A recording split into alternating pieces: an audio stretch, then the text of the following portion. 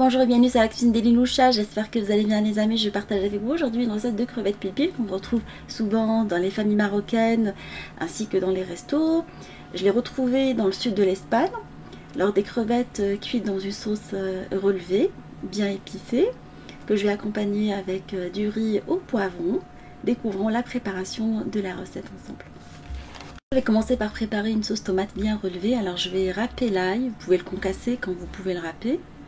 Et je vais râper la tomate fraîche. Alors je préfère la tomate fraîche dans cette recette plutôt que le coulis tomate. Le résultat il est vraiment excellent quand on utilise des bonnes tomates bien charnues et gorgées de soleil. Après on va les mettre à cuire avec du concentré de tomate sur un feu moyen. Vous pouvez la faire cuire dans un plat en terre cuite, quand vous pouvez le faire dans une poêle à fond épais. Vous rajoutez du concentré de tomate qui va apporter de la tenue à la sauce. Vous salez, poivrez au goût. On va rajouter un tout petit peu de cumin, petite pincée de cumin. Voilà, ça donne un super résultat à cette recette.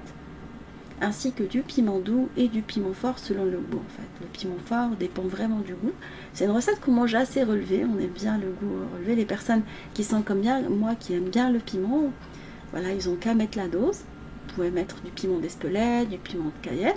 Et à la fin de la cuisson, vous rajoutez du persil finement haché à votre sauce tomate. Maintenant elle est prête, vous la laissez de côté et on va s'attaquer aux crevettes. Alors on va prendre des crevettes fraîches grises de préférence, sinon vous prenez les crevettes que vous avez. Alors, moi je préfère quand même des crevettes bien charnues qu'on va venir éplucher. Alors on va garder les épluchures par la suite qu'on va utiliser dans une recette de riz. Je vais vous montrer comment faire. Et après, vous faites revenir les crevettes dans de l'huile d'olive avec du piment, si vous aimez bien ça, du piment oiseau, de l'ail. On va les faire colorer sur tous les côtés, vite fait, hein, pas longtemps, et avec du gros sel.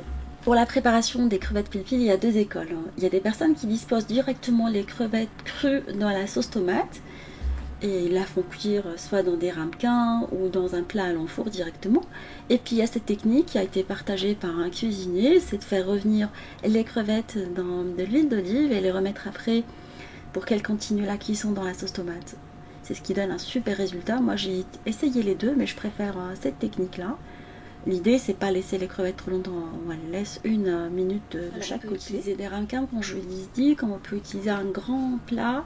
On va mettre un tout petit peu de sauce tomate et venir remettre les crevettes déjà colorées dans de l'huile d'olive par-dessus et les recouvrir par la suite par la sauce tomate et continuer la cuisson au four.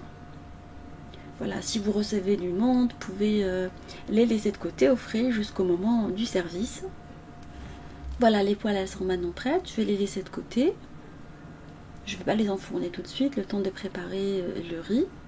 Alors on va préparer le bouillon du riz avec les épluchures de crevettes qu'on a récupérées, lavées, qu'on va faire colorer dans de l'huile d'olive dans un premier temps.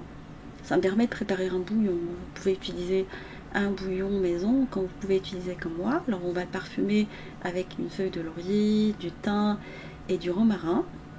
Vous pouvez mettre des herbes fraîches si vous souhaitez. Vous le colorez pendant 5 petites minutes. Vous voyez que là, même les épluchures de crevettes changent de couleur. On peut mettre une carcasse de poulet ou une carcasse de poisson, vous pouvez mettre ce que vous voulez dedans.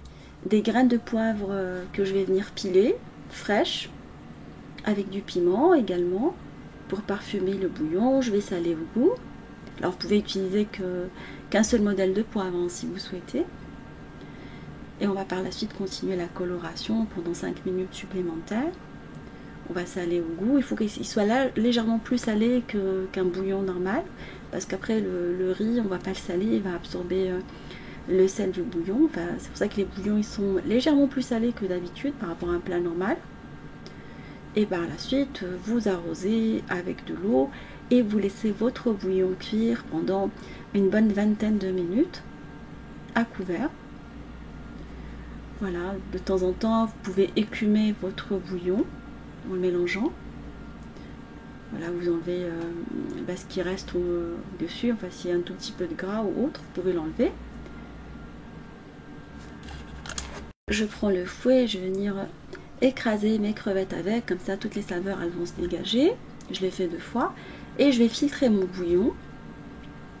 Voilà, il est maintenant prêt, on va le garder de côté et on va préparer les condiments avec des oignons ainsi que de l'ail. On va venir écraser le tout, soit vous le faites au hachoir manuel. Je viens d'acheter ce petit hachoir Tefal à Carrefour, il est vraiment pas mal. Hein. Voilà, je l'ai vu sur Instagram, il m'a l'air très très bien. Moi, je l'ai payé même pas 20 euros, 15 euros, ou même pas.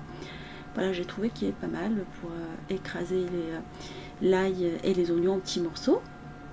Alors, je vais récupérer la poêle dans laquelle j'ai coloré tout à l'heure les crevettes. Il reste un tout petit peu d'ail. Je vais enlever les piments. Voilà, les piments oiseaux, c'est assez fort. Du coup, je vais tous les enlever pour pouvoir colorer les oignons dedans, ainsi que l'ail et l'oignon écrasé. Et je vais par la suite les faire colorer pendant 5 à 6 minutes. Ils vont se parfumer avec le goût des crevettes. Voilà, il n'y a rien qui se perd. Voilà, super accompagnement pour les crevettes. Une fois bien coloré, vous rajoutez le riz lavé. Alors prenez la variété que vous voulez de riz. Moi j'ai mis du riz basmati. Vous pouvez mettre un riz à long grain. L'essentiel c'est d'adapter le temps de cuisson ainsi que l'eau que vous avez utilisée. Vous allez utiliser en fonction de ce qui est indiqué au niveau du paquet. On laisse le riz colorer pendant 2 petites minutes à feu moyen. Voilà, c'est important de colorer le riz. Et après on va arroser avec le bouillon. Et on va laisser cuire pendant 8 minutes. Alors mon riz cuit en 10 minutes, du coup je vais laisser que 8 minutes. Je vais l'enlever avant qu'il soit complètement cuit pour continuer la cuisson avec les crevettes au four.